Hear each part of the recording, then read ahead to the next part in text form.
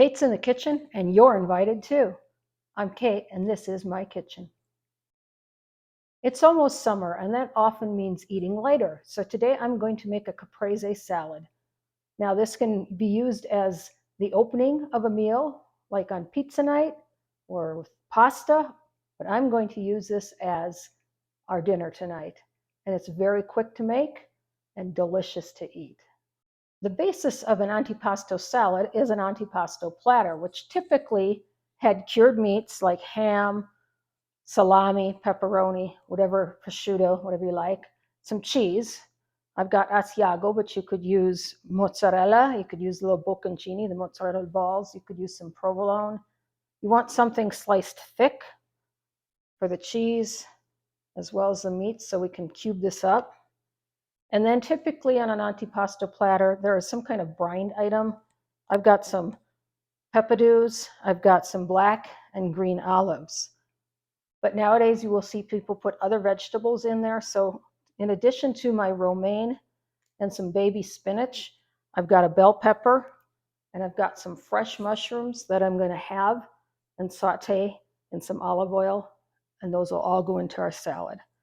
And I've got some fresh garlic and shallot for our dressing, as well as some Prosecco vinegar. It's like champagne vinegar, and olive oil and spices. To start our vinaigrette, I'm going to chop up 1 clove of garlic and 1 shallot. You don't have to mince this fine. Everything's going into the blender. I'm just giving it a start, so to speak. And if you end up with any little bad parts on your garlic, I just trim that off. I'm not going to throw the whole thing away. So I'm just going to chop this up lightly and toss it into the blender. I'm going to do the same with our shallot.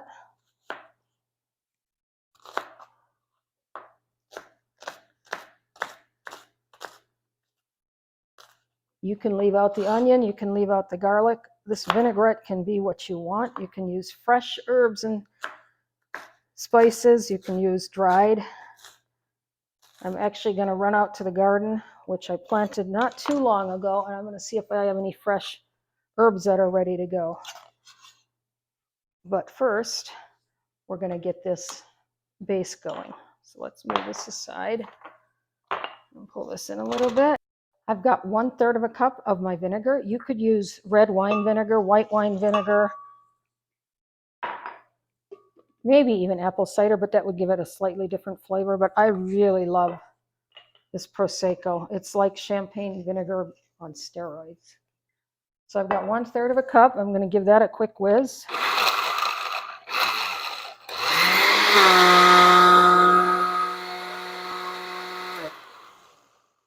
And when I'm making a vinaigrette, I usually add about a teaspoon or so of Dijon mustard. I like the bright note it brings in there, but I also put it in there because it will help emulsify the dressing.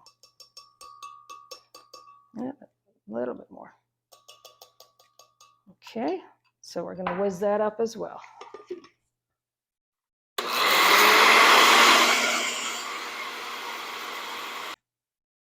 When you're making a vinaigrette, you want to taste it before you add all the herbs in, just the base. So I don't even have the olive oil in yet, but I'm going to give this a little taste.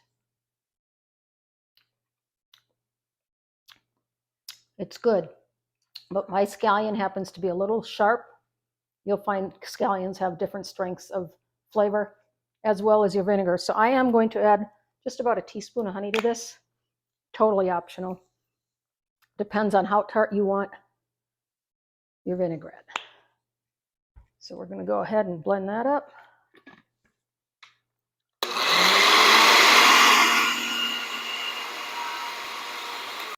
I'm going to give it another taste, clean spoon. Perfect. I did go out to the garden and I had some fresh basil and thyme ready to go, so I don't need the dried. And I'm just going to stack these up and roll them. like into a little cigar, and give them a quick chiffonade. Chiffonade just means to make it into ribbons or strips. And then I'm just going to fine chop that with all my fresh thyme. Thyme, you can just strip off the stem like that.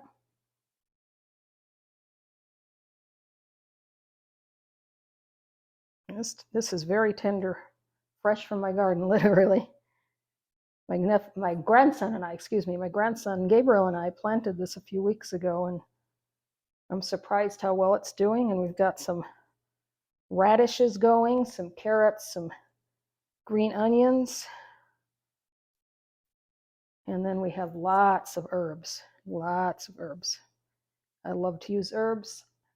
I tend to use not as much salt in my cooking because if you use a lot of fresh herbs, you still get delicious flavor without putting so much sodium in there. Now I'm going to chop this up. I am not going to puree this into the vinaigrette. I don't want to kill my herbs. I'm going to put these in at the end.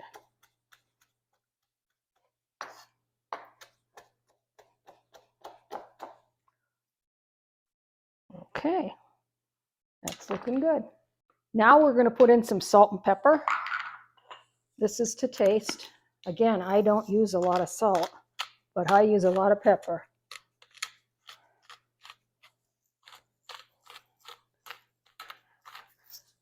And we'll give it a little bit of salt, and then we'll taste it again. That's one of the tricks to cooking. Taste as you go.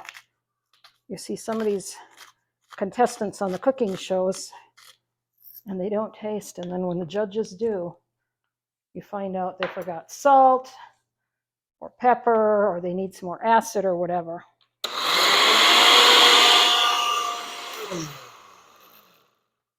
Another clean spoon. Really good, really good. All right, let's move on. It's time to add the olive oil. Now, you will hear different ratios on salad dressing depending on what chef you hear. Some make it 2 to 1 or even 3 to 1. 3 parts of olive oil, 1 part vinegar. I go a little over half and half, so maybe a little bit more oil. So I'm going to get this going.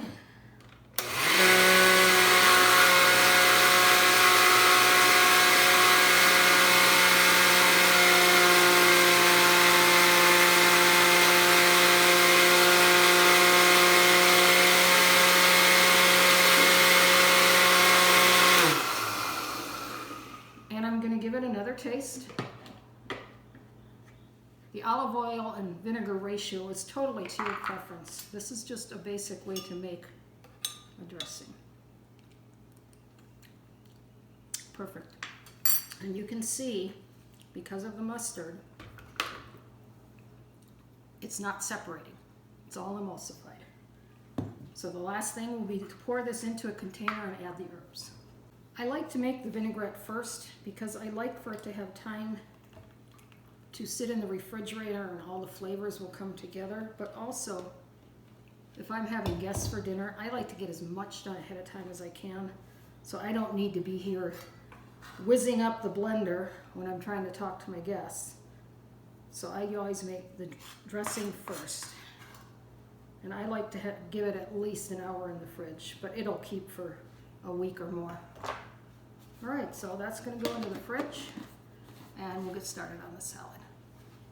I'm starting with the mushrooms because I'm going to saute these in some olive oil, and then I'm going to actually marinate them with a little bit more olive oil and some garlic and herbs. So I want this done first. Everything else is basically chop and drop. These mushrooms were actually rather large, so I did quarter them.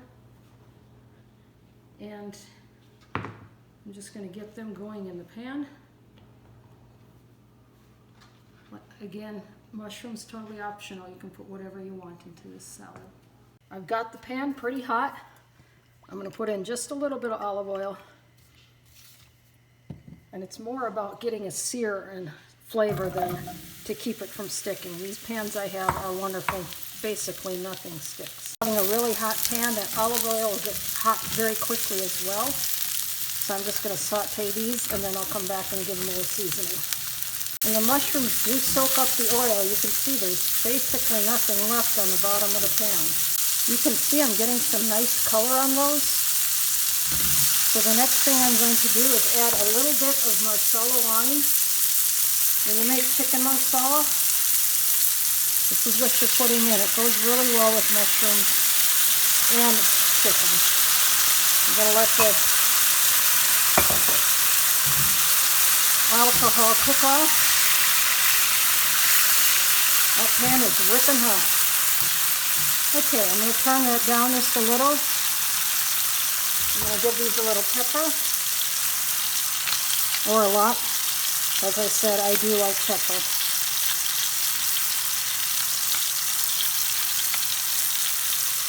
I'm going to give them a little bit of dry time.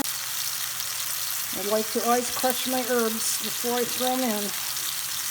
It releases the oils, and you don't get any large, gritty pieces of the thyme. I'm also going to give a little bit of basil. And do the same. And a little bit of salt. I don't want to add too much salt. People can always add salt to their salad later. And then I'm just going to turn these down a bit and let them simmer. And they'll be done in a couple of minutes. I'm going to cut up all the vegetables. I'm going to start with the romaine lettuce. I did wash this, but I'm going to cut it up and then wash it again. I find that if you watch the news, it seems to be the romaine lettuce and the spinach where they have the most issues with contamination. So I'm going to wash this again as well as my spinach. And then I'm going to cut up all the rest of the vegetables.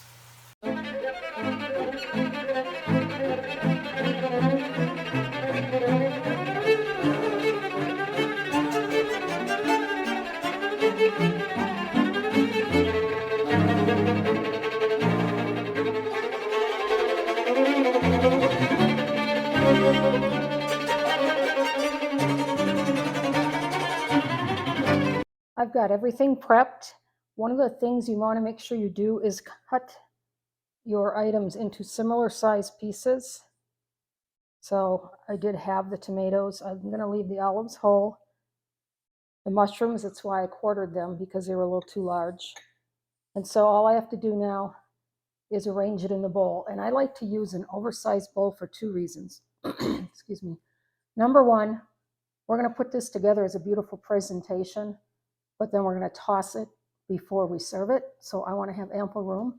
But I also like a nice big and flat bowl because I can get more items on display in this than if I had a big but tall and narrow bowl. Time to assemble. I've got our romaine lettuce and spinach washed. I let it dry. Now we're just going to try to arrange these artfully, and I am no artiste, but I know I don't like to put similar colors next to each other, nor would I want to put olives and olives next to each other, for example. So we're just going to kind of wing it. So I'm going to start with my meat. This is our salami. And then I think I'll do my bell pepper. I may not need all of this. No. Okay. And then I will do my black olives. And on this side, I'll do my green olives. I've got my cheese.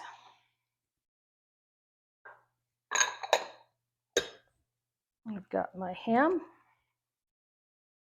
And you can use any kind of charcuterie type meat you like. You could use sopressata, capricola. And then I've got my tomatoes. And in the very middle, because I just did a few, I'm going to put my peppers. And I got to make a little room here so I can put my mushrooms in. And you want to make sure things like the olives, these mushrooms, that you drain them, because you don't want all those juices coming into the salad.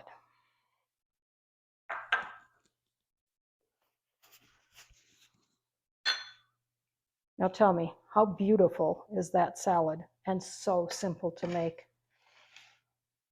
Now there are two ways you can serve this. I like to dress the salad at the table and then toss it and then serve everyone. Another option is to put the dressing on the side and let people pick which items they want. If you have picky eaters, it works that way. For example, my daughter-in-law, not a big fan of olives. My son, not so much on the mushrooms. I like everything. So I actually like to toss it all together and dress it and then just serve it that way. But either way, but I would definitely suggest bringing it to the table like this. Buon appetito. The main thing to remember is cooking should be fun. It shouldn't be a chore. It's a way of giving love to the people in your life. And this salad is a perfect way to do that. It's so simple to make. You can totally customize it to what you like, what your family likes, and it looks a showstopper.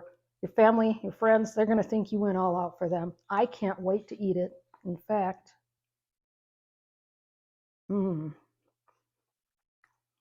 this might not make it to the table.